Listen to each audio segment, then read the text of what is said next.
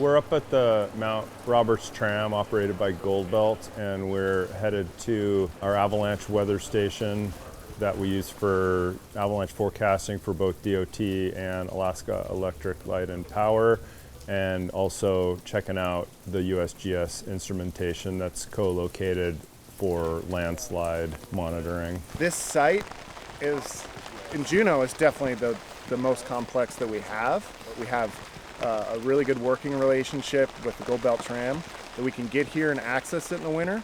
Most sites around Juneau require either long hikes, aviation, helicopters to get there. This station is outfitted with a variety of different sensors to monitor as many environmental conditions as we can to better predict what will happen during snowfall events, during wind events, and how those potential impacts affect the avalanche hazard to infrastructure. This is a Judd snow height sensor. It's really simple. It's basically just like this little membrane here.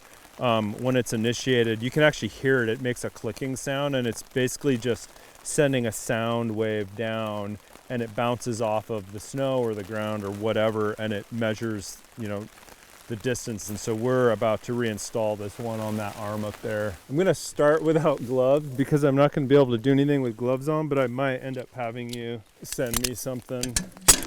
Can you get me like a box end wrench? I might have you send up like a thin pair of gloves.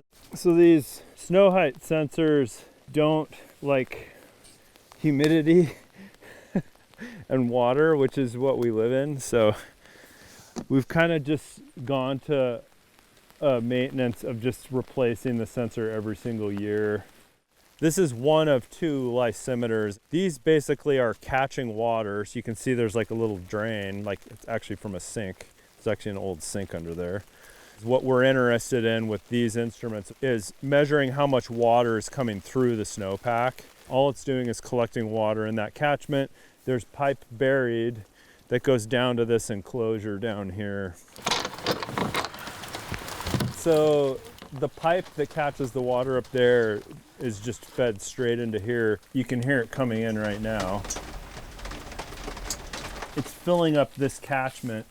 And so when this one fills up, I'm gonna force tip it here just so you can see what it does. But when this thing fills up a little bit higher, this is gonna go like this and dump. It dumps the water out that side, and then this other side fills up, and that's all it does is it goes back and forth. And every time it tips, there's a reed switch here that like sends a pulse through the data cable and tells the data logger this just tipped. And because we know the volume, every time it tips, you can calculate the amount of water coming through this system. Our working relationship between DOT, AEL&P, and CBJ goes back many years, but we all have our different programs, but they all have overlapping interests to make sure we can collaboratively work together to manage these natural hazards as best we can.